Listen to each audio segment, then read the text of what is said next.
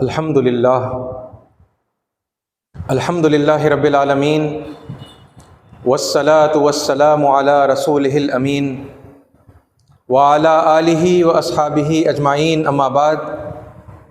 मेरे मौजूद सामईन अस्सलामु अलैकुम व रहमतुल्लाहि व बरकातुहू। फ़अऊज़ु बिल्लाहि समीइल अलीम मिनश शैतानिर रजीम।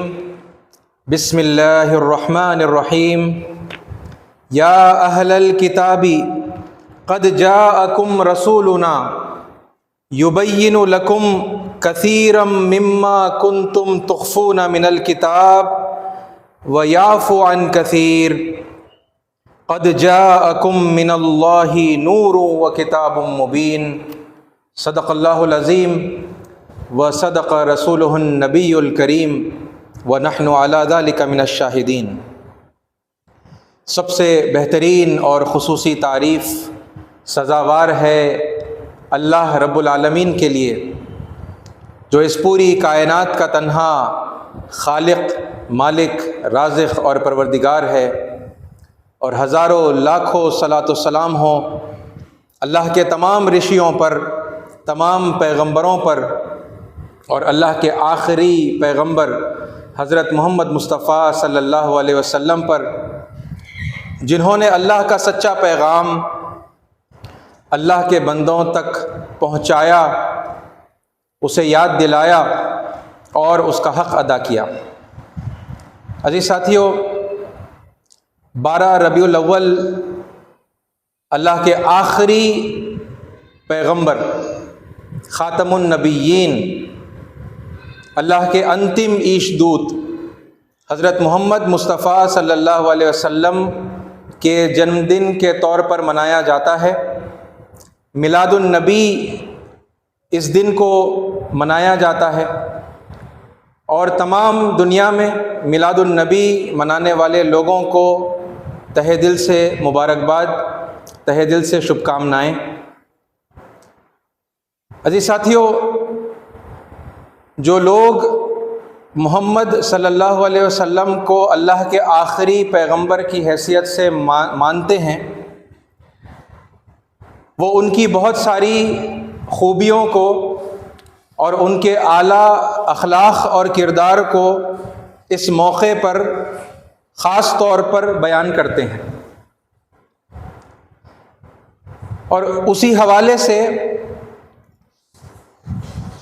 एक ख़ास बात मैं भी आपके सामने बयान करना चाहूँगा,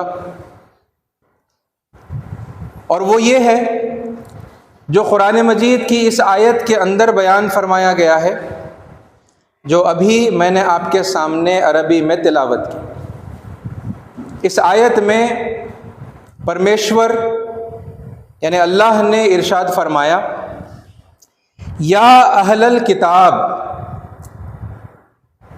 ओ people of the book, O people of the scriptures, ए ग्रंथ वालों,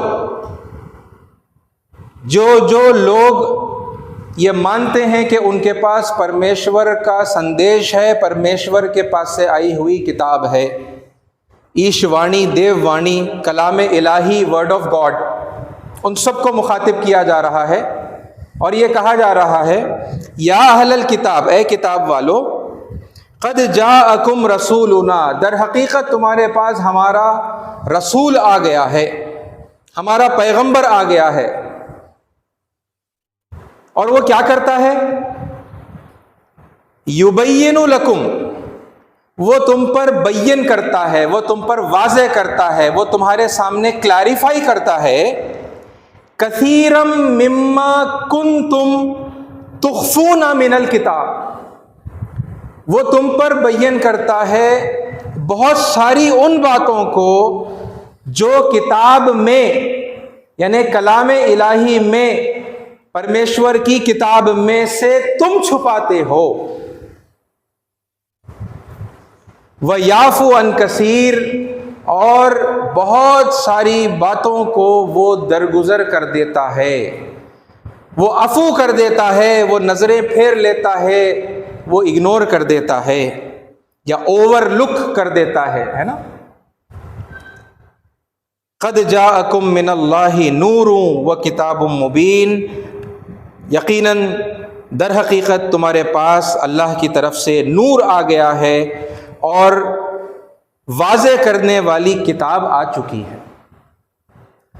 अजी साथियों, हम जिन उन्वानात पर लगातार बात कर रहे हैं और बिलखुसूस पिछले कुछ जुमों से जो हम बात कर रहे हैं, और ख़ास तौर पर पिछले जुमा सनातन धर्म पर होने वाले हमले के सिलसिले में कुछ वजाहतें मैंने आपके सामने पेश की। वही बात, वही काम करने के लिए दर हकीकत मोहम्मद सल्लल्लाहु अलैहि वसल्लम को भेजा गया था। अल्लाह ताला इस आयत में बता रहा है। आप अगर क्विकली यानी हम उसको रिकैप करें, मैं आपके सामने वो बातों को याद दिला दूं जो हमने पिछले जुमा में बात की थी। देखिए, धर्म हमेशा से एक ही रहा, लेकिन धर्म के नाम पर बहुत सारी गलत बातों को over a period of time, है ना, वक्त के गुजरते गुजरते लोग शामिल कर देते हैं।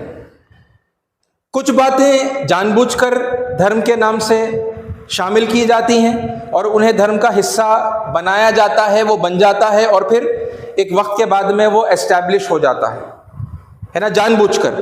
और कुछ बातें मुमकिन है कि अनजाने में, है ना, मिसअंडरस्टैंडिंग की वजह से कुछ लोगों की वो धर्म के अंदर जो है वो शामिल कर दी जाती हैं, शामिल हो जाती हैं और फिर वक्त के साथ साथ वो एक मुसल्लमा हकीकत बन जाती है और वो धर्म या दीन के नाम से एस्टैब्लिश हो जाती हैं, कॉमन हो जाती हैं, है ना। मैंने आपके सामने कहा था कि फिर यानी अगर हमको ये जानना है, अब यानी यहाँ पर दो चीज़ें हो गई।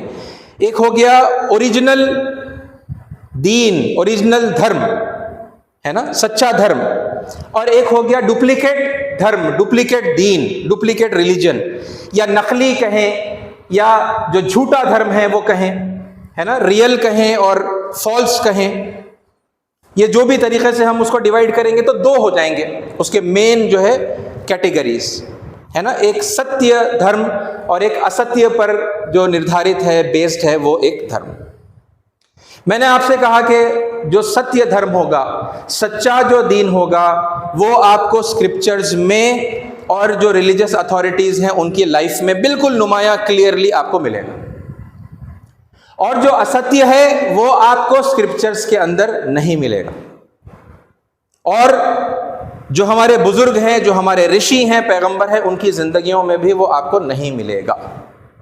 अगर वहाँ पर जो असत्य धर्म है, जो बेदीनी है, वो अगर बताई जा रही है और उसका कहीं से रेफरेंस लोग पेश कर रहे हैं कि देखो भाई वो तो स्क्रिप्चर से ही दिया गया है, या फला पैगंबर ने या फला ऋषि ने या महापुरुष ने देखो ऐसा किया है, अगर आपको कहीं से कोई रेफरेंस मिल रहा है तो वो क्या होगा? वो दो में से कोई एक चीज होगी, या तो वो झूठ होगा या फिर वो मिस इंटरप्रिटेशन होगा, है ना, गलत तौजी, गलत तशरी होगी, गलत तावील होगी किसी एक अमल की जो पैगंबर ने, ऋषि ने की थी, ठीक है, लेकिन उसको तोड़ मरोड़ के आउट ऑफ कॉन्टेक्स्ट जो है गलत रोशनी के अंदर, है ना, गलत अंदाज के अंदर लोगों को भड़काने के लिए वो बताया जा रहा है।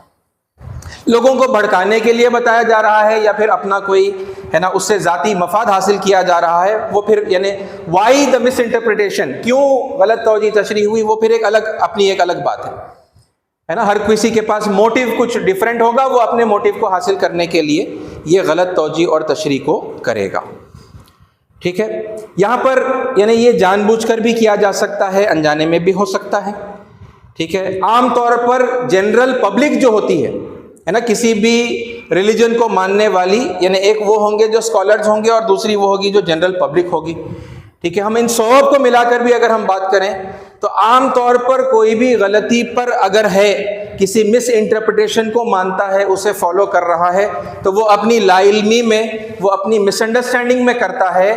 लेकिन हर वो शख्स जो सच्ची नीयत रखता है और इखलास रखता है, उसके सामने जब करेक्ट इंटरप्रिटेशन आ जाता है और उससे जुड़ी हुई जो अखलाक की और इंसानियत की बात है वो वाज़े हो जाती है, और मिस इंटरप्रिटेशन से जुड़ी हुई गैर इंसानी और बदअखलाकी की बात जब वाज़ेह हो जाती है तो हर यानी दिल में सच्चाई लिए हुए जो आदमी होता है वो उस मिस इंटरप्रिटेशन को छोड़ देता है और वो करेक्ट इंटरप्रिटेशन को इख्तियार कर लेता है। साबिक़ में जितनी किताबें नाजिल हुई, ठीक है, और जितने ऋषि आए, जितने पैगंबर आए, ठीक है, उनके मानने वाले जहां जहां पर भी दुनिया में आज भी पाए जाते हैं, ठीक है, उनके सामने जब हम बात करेंगे, जब हम यानी उनसे गुफ्तगू करेंगे और सच्चाई की तरफ हम उनको दावत देंगे, बुलाएंगे, है ना, तो हमें करना क्या होगा?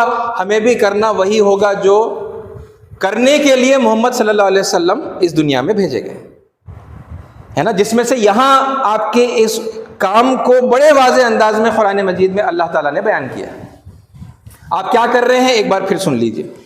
या अहलल किताब, ए किताब वालो, ए ग्रंथ वालो, क़द जाअकुम रसूलुना, दर हकीकत तुम्हारे पास हमारे रसूल आ गए हैं, युबय्यिनु लकुम, तुम पर क्लियर करते हैं, तुम्हें एक्सप्लेन करते हैं, तुम पर बयन करते हैं, तुम पर वाज़ेह करते हैं, कसीरम, बहुत कुछ, मिम्मा, उसमें से, कुंतुम, जो कुछ तुम, तुख्फूना मिनल किताब, किताब में से तुम छुपा रहे थे।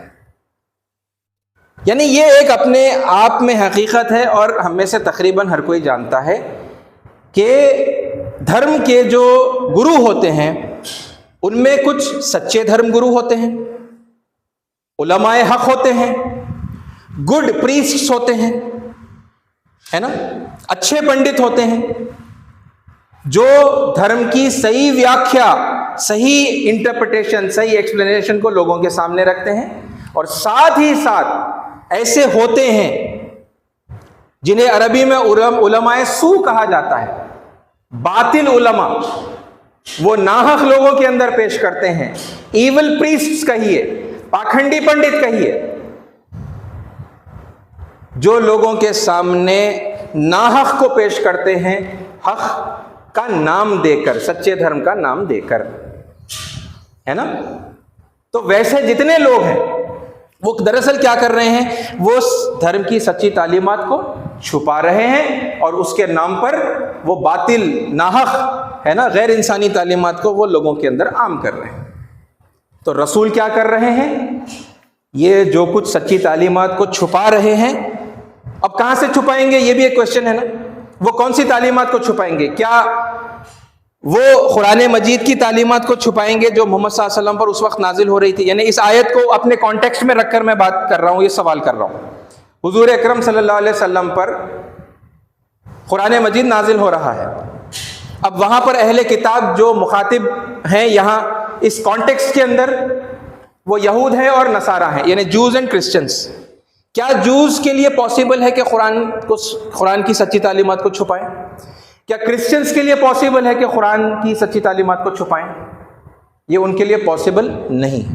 क्यों? क्योंकि कुरान अभी नाजिल हो रहा है, कुरान का अवतरण हो रहा है और वो रास्त मोहम्मद सल्लल्लाहु अलैहि वसल्लम पर हो रहा है, और जैसे ही हो रहा है तो उसको महफूज भी किया जा रहा है। सहाबा लिख रहे हैं चमड़ियों के ऊपर, हड्डियों के ऊपर, जो भी उस वक्त में है ना जराए थे उसे सिक्योर करने का, उसे रिकॉर्ड करने का था, वो कर रहे थे। वो किताब की शक्ल भी, यानी जब कुरान कंप्लीटली नाजिल हो गया तो उसका एक सहीफा भी जो है बन गया, वो किताब की शक्ल में भी मुरतब हो गया, ऐन उसी तरतीब के अंदर जो आज मेरे और आपके पास है ना। और वो जो कॉपी थी, वो जो नुस्खा था, वो मोहम्मद सल्लल्लाहु अलैहि वसल्लम की ज़िंदगी में वो कंपाइल हो गया था, वो आपके पास था। आपके इस दुनिया से रुखसत होने के मौके पर वो आपकी बीवी हज़रत हफ्सा के पास गया, है ना, वहाँ से उनके वालिद हज़रत उमर ने लिया, है ना, और फिर हज़रत उमर की शहादत के बाद में वो हज़रत उस्मान के पास गया, यानी ये रिकॉर्ड हो गया था। और उसको तो छुपाना मुमकिन नहीं था। किसके लिए? इविल जूइश प्रीस्ट्स के लिए। वो जो पादरी थे, यहूदी पादरी और ईसाई पादरी, जो नाहक के साथ थे, मैं ये बात बिल्कुल याद रखिए, यानी सारे पादरियों को मैं नहीं कह रहा, उनमें से वो जो हक को छुपा रहे हैं उनकी बात हो रही है, वो भी उस दौर में, नबी करीम सल्लल्लाहु अलैहि वसल्लम के दौर की इस वक्त हम बात कर रहे हैं, है ना, कॉन्टेक्स्ट में देख रहे हैं। तो वो अब ये किताब, कौन सी किताब को छुपा रहे हैं, ये सवाल अगर हमारे जहनों में आए तो ये बिल्कुल वाज़ेह हो जाए कि कुरान को तो छुपाना उनके लिए मुमकिन नहीं है। यानी फिर किस किताब को, अब हुजूर किस किताब को वाज़ेह कर रहे हैं और वो लोग किस किताब को छुपा रहे हैं।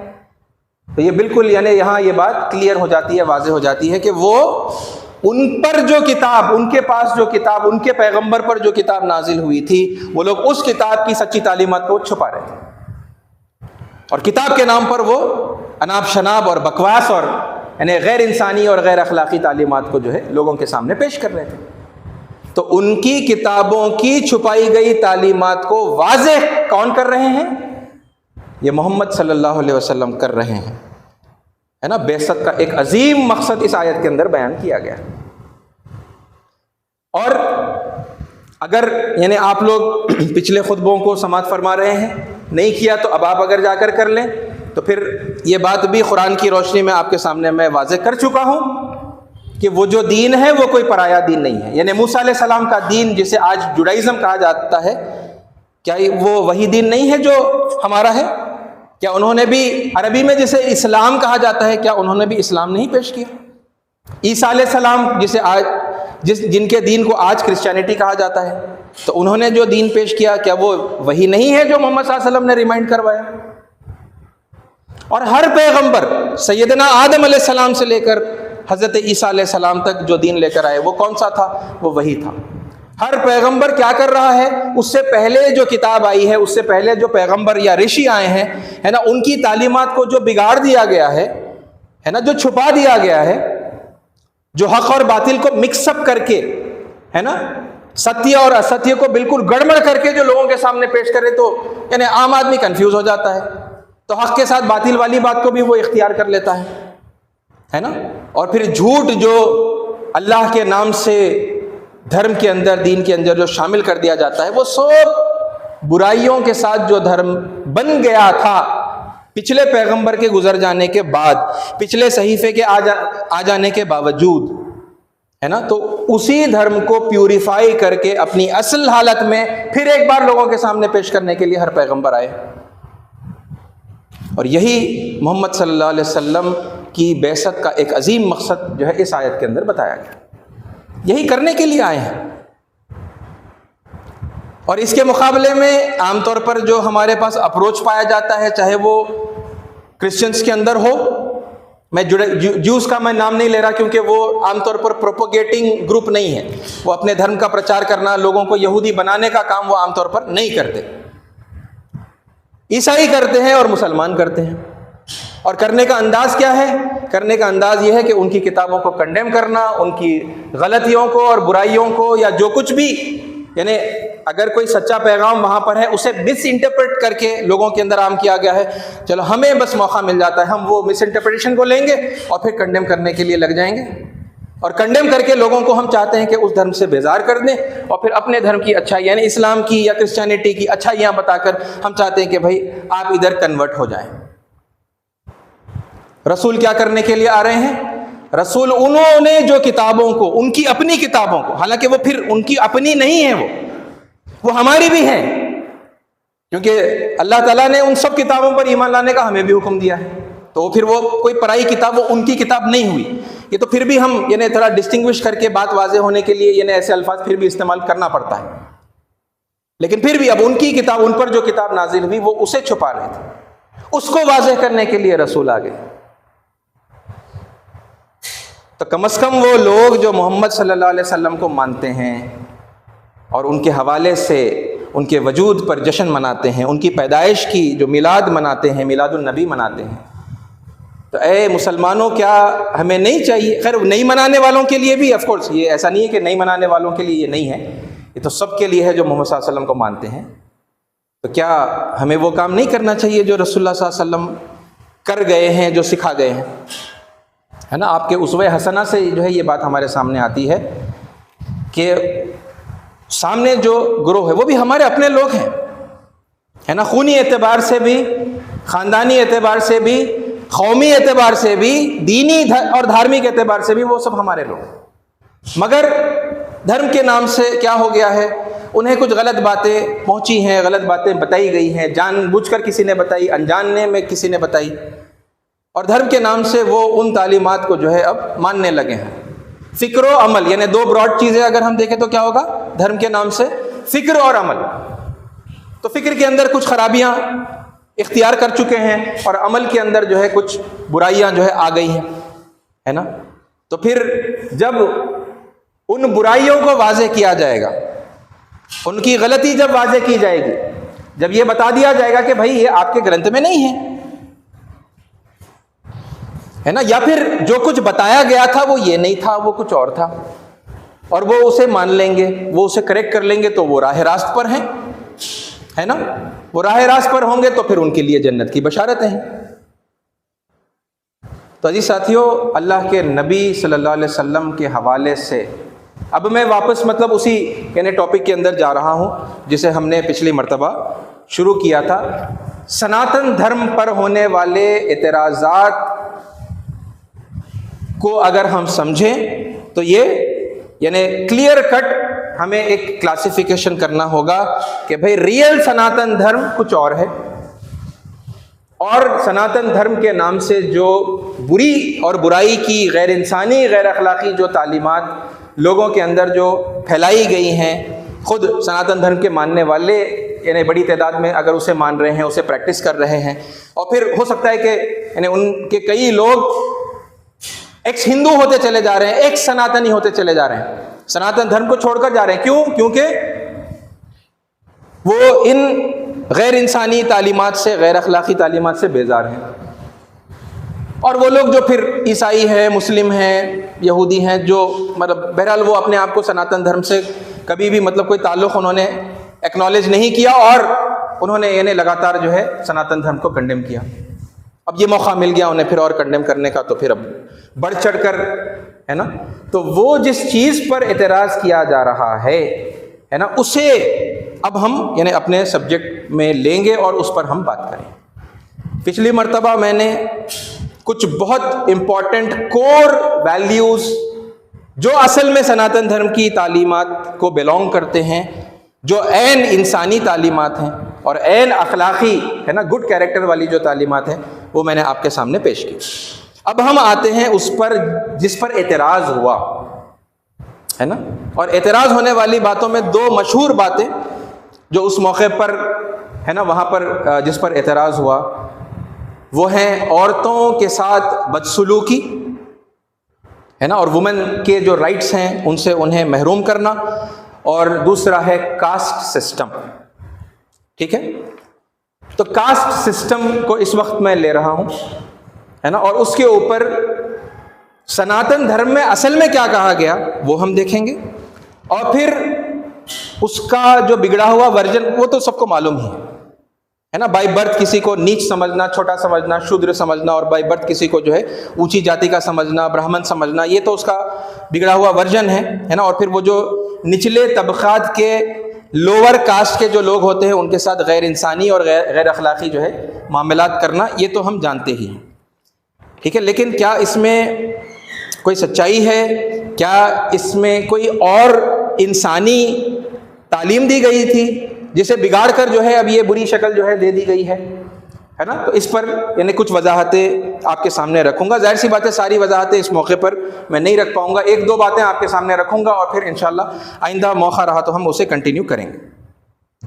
देखिए, मेन जो बुनियाद बताई जाती है ना इस वर्ण व्यवस्था की, कास्ट सिस्टम की, ठीक है, तो ये ऋग्वेद में 10वें मंडल और 90th सूक्त और 12वें मंत्र के अंदर जो है ये यानी ये बात आई है। ठीक है, क्या आई है मैं उसका ट्रांसलेशन आपके सामने पढ़ रहा हूं। His mouth became the Brahmana, his arms became the Rajanya, his thighs became the Vaishya, the Shudra were born from his feet. अब ये एक तालीम है जो स्क्रिप्चर के अंदर आई है, यानी ये ऋग्वेद का मंत्र हो गया।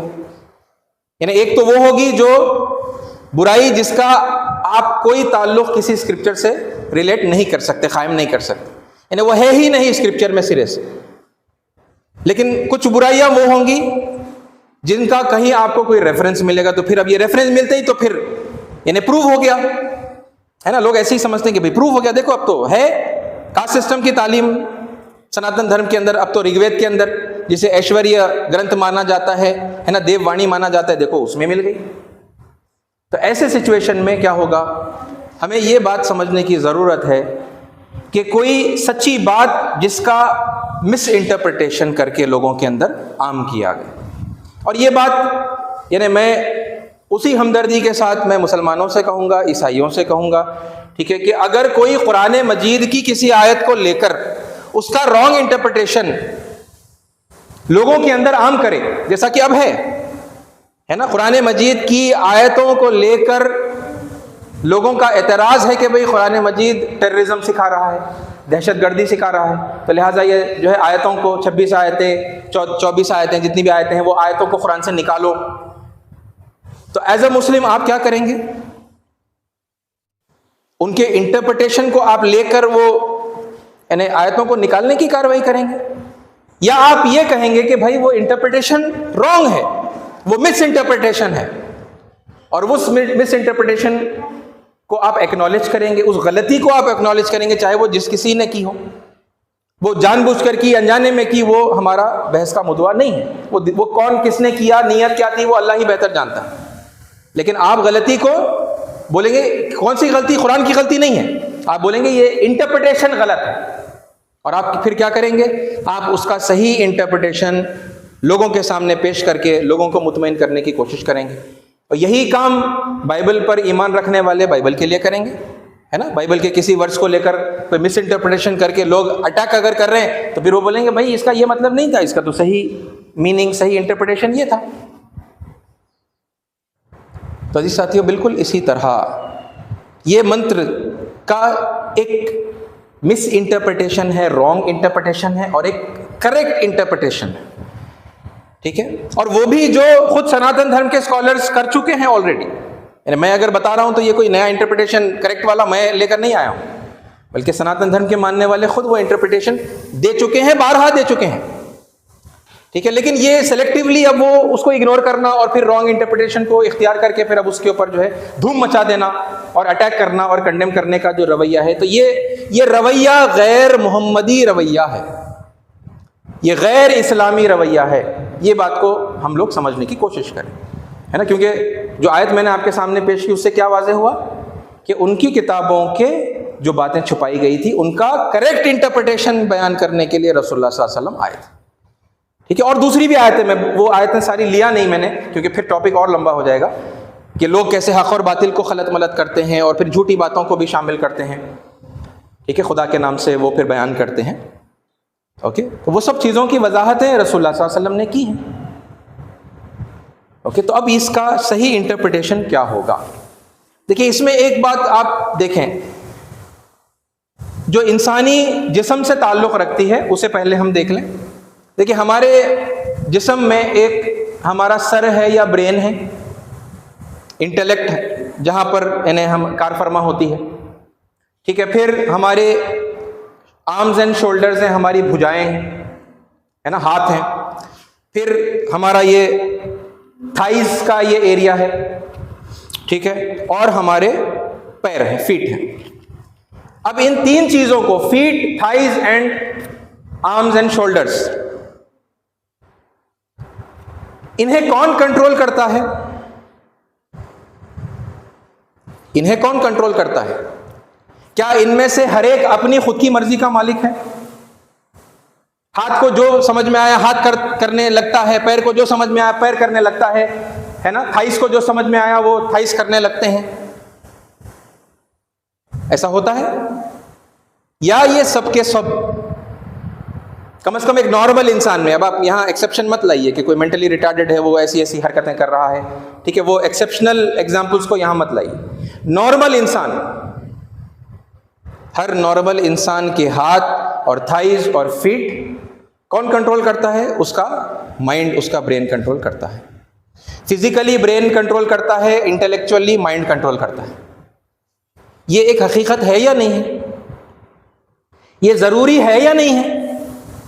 एक इंसान के ह्यूमन सिस्टम को, एक ह्यूमन बीइंग को सही तरीके से फंक्शन करने के लिए पैरों का, थाइस का और हाथों का दिमाग के ताबे रहना ज़रूरी है या नहीं है, ऐन फितरत के मुताबिक है या नहीं है? तो है, एक्सेप्ट कर सकते हैं हम कि है ना। तो एक तो बात ये हुई। और फिर बिल्कुल इसी तरह से जब कोई सोसाइटी फॉर्म होती है तो उस सोसाइटी में भी आपके लीडर्स होंगे, थिंकर्स होंगे, आइडियोलॉग्स होंगे, है ना। आज की मॉडर्न लैंग्वेज के अंदर आपका कोई प्राइम मिनिस्टर होगा, प्रेसिडेंट होंगे, है ना, आपके मिनिस्टर्स होंगे ना। और फिर उसके बाद में आपकी सोसाइटी में एडमिनिस्ट्रेशन करने वाले कुछ लोग होंगे, और फिर आपके पास तिजारत करने वाले और सोसाइटी को चलाने वाले अलग अलग कैटेगरी के फिर लोग होंगे, और उसमें उसी सोसाइटी के अंदर फिर आपके पास कचरा उठाने वाले, मोहरी साफ करने वाले, और इस तरह के ये जो छोटे काम समझे जाते हैं ये भी करने वाले लोग होंगे। ये हैं या नहीं हैं? हैं।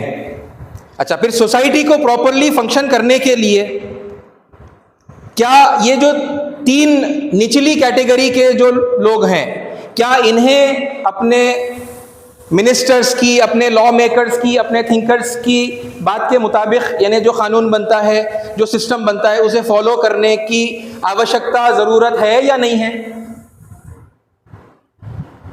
सोसाइटी को, एक हेल्दी सोसाइटी को नॉर्मली फंक्शन करने के लिए इस सिस्टम को फॉलो करना ज़रूरी है या नहीं है?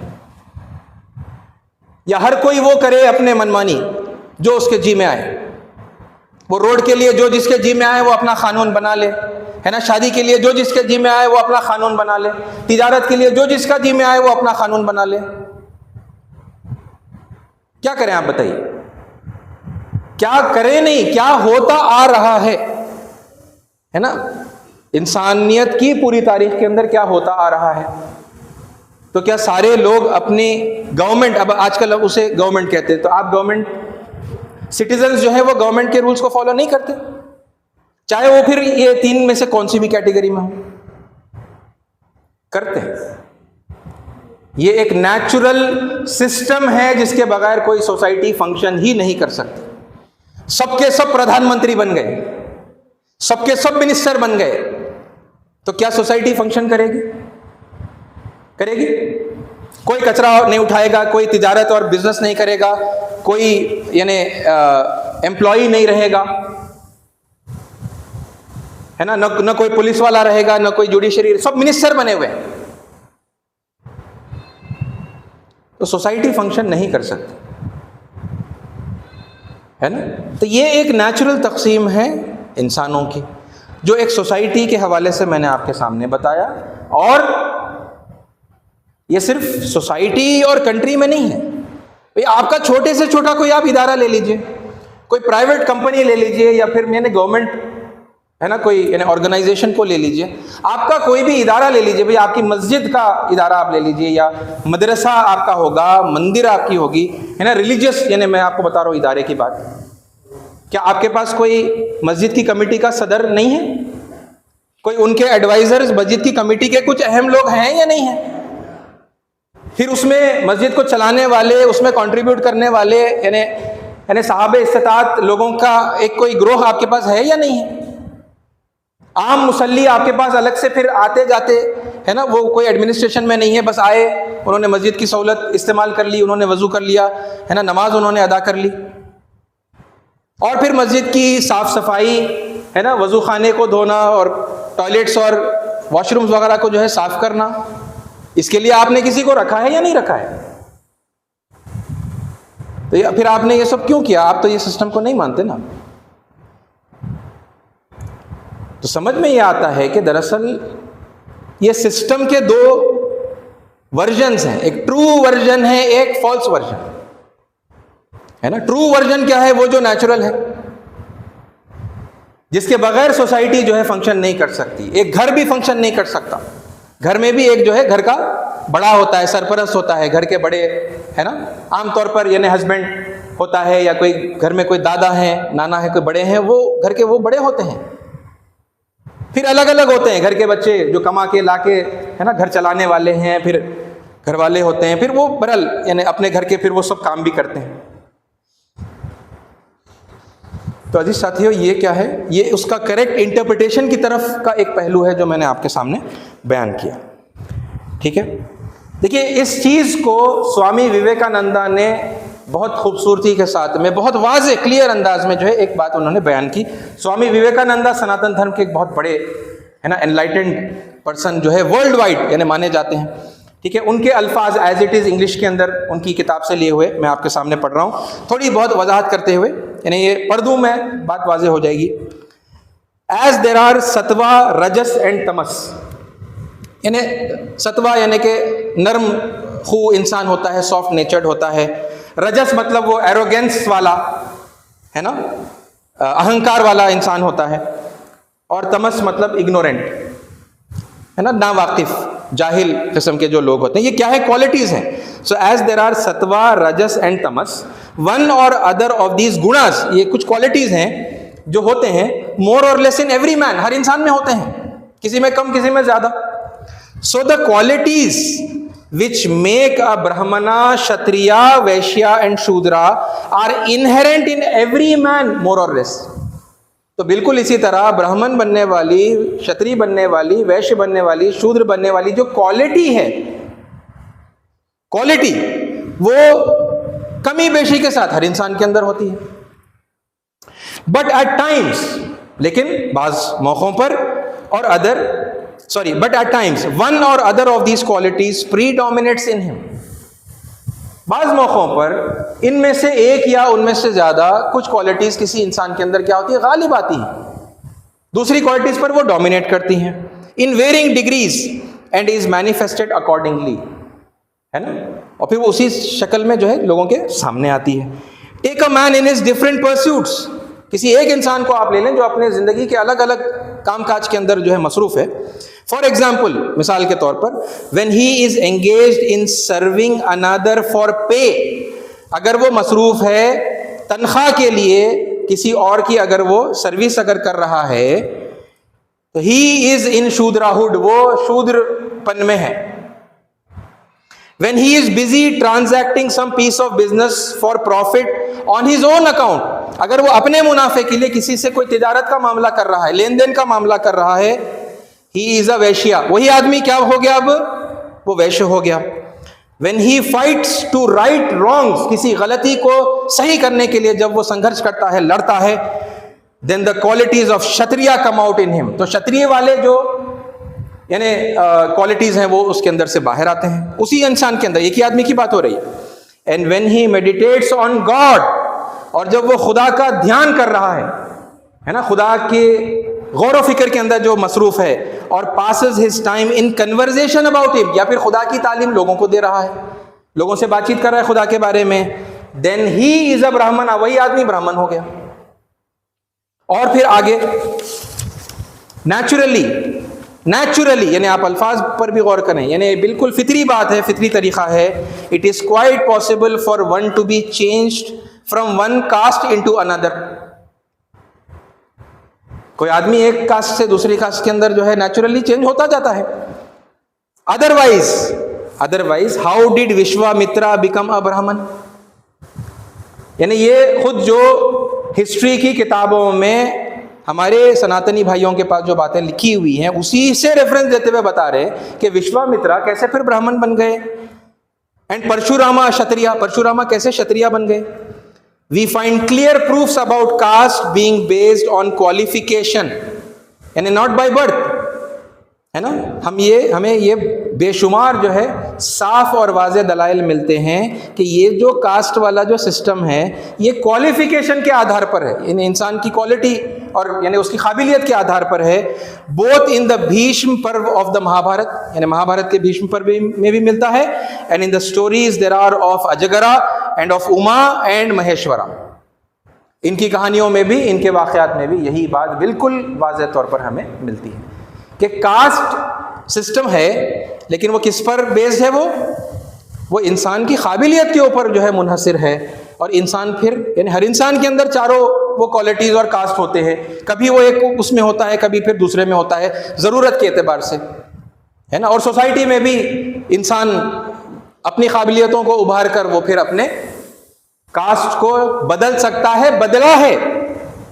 सनातनी जो गुरु गुजरे हैं उनमें से जिनके नाम यहाँ पर आए हैं, उन्होंने बदला है। वो कुछ और जो है कास्ट से बिलोंग करते थे, मौका हुआ तो वो ब्राह्मण हो गए, मौका हुआ तो वो क्षत्रिय भी हो गए।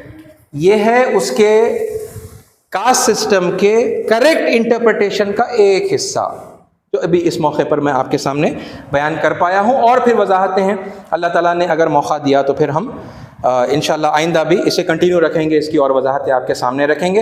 अजीज़ साथियों, अजीज़ मुसलमानों, अल्लाह के नबी सल्लल्लाहु अलैहि वसल्लम की बैसत हुई है।